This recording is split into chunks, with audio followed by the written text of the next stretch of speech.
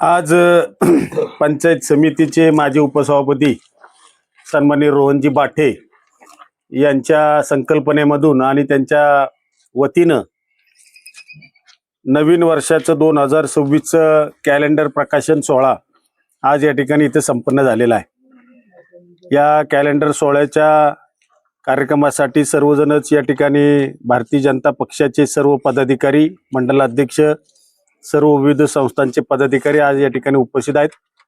हे कॅलेंडर दरवर्षीप्रमाणे त्यांनी याही वर्षी त्या ठिकाणी प्रकाशित केलेलं आहे।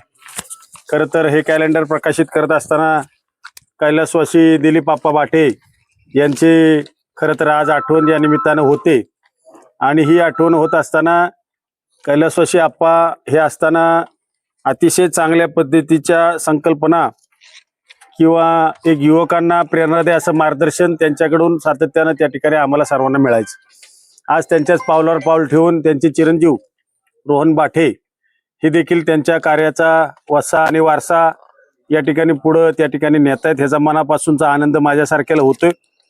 कैलासवासी आप्पांनी राजकारणामध्ये बरेच दिवस त्या ठिकाणी माझ्याही बरोबरीने काम केलं।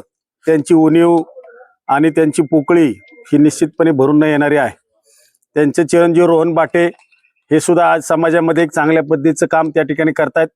गोरगरीब तळातील शेतकरी, श्रमिक, गरीब कुटुंबांना घरकुल योजनेच्या माध्यमातून लाभ देण्याच्या निमित्तानं सातत्यानं सक्रिय भूमिका त्यांनी घेतलेली आहे।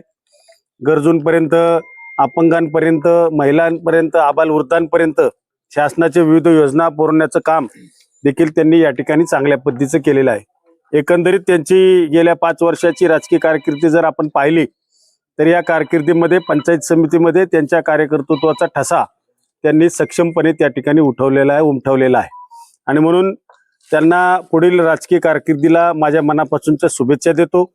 अशाच पद्धतीची सामाजिक सेवा आपल्या हातून भविष्यकाळामध्ये घडावी अशी मनोमन इच्छा व्यक्त करून या ठिकाणी थांबतो।